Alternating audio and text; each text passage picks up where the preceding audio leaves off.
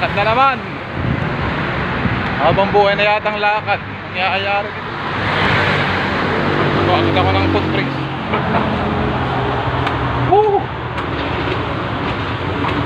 Sasabay sana kami kay Sir Rapi. Naiwanan kami. Nalit ng ilang minuto yung aming yung clearing yung close nung store. Sasabay sana kami kay Sir Rapi. Yung sabi ko nga sa video ko na yung nakaraang video ko na doon ako sumasabay taga Kainta sa Vista Verde. Walang traffic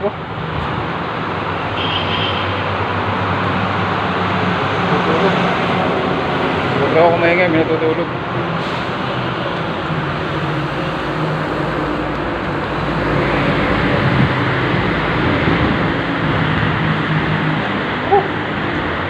Pagod.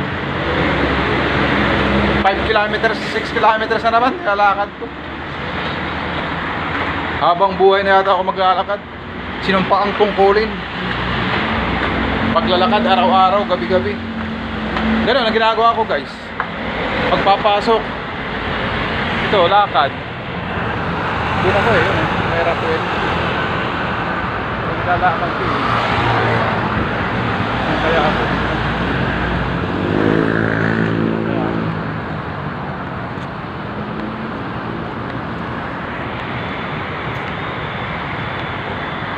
may artista si Ann Cortez. Shout out kay Ann Cortez.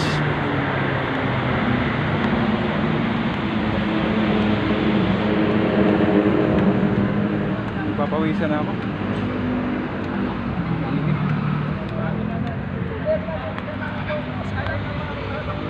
Dito na ako tataas. Video shortcut. Kung doon mga 6 kilometers, dito mga 5.5 kilometers. May konting bawas.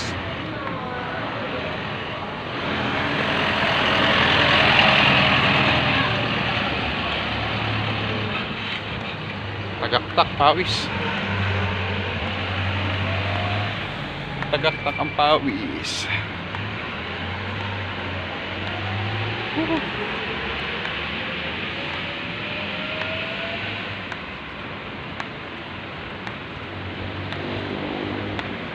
Out ko 10:30 Darating ko sa bahay mga alauna, alas 12.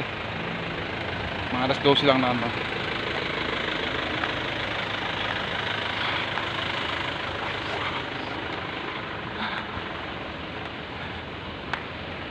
Init. Nauna na si Sir Rapi, hindi na kami nakasabay. Sayang.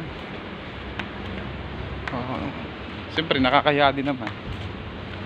Nakakaya sobra talaga. Hindi naman pwede siya yung mag-antay, siya yung may-ari ng sasakyan. Nakakaya, baka sabihin ay kapal kapal mox na ba. Nakakaya. Pero mabait yun si Sir Rapi. Wala namang problema dun Kaso nga lang, siyempre kami yung makikisabay. Siya pa yung mag-aantay. Nakakaya.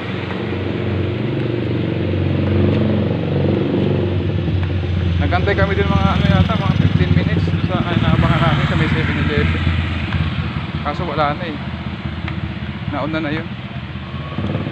Hindi na pwede siya mag-antay sa amin.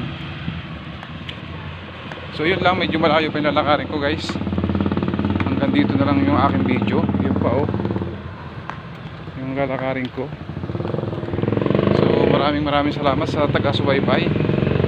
Huwag niyo pong kalimutang i-share, i-like at mag-comment. Maraming salamat. God bless.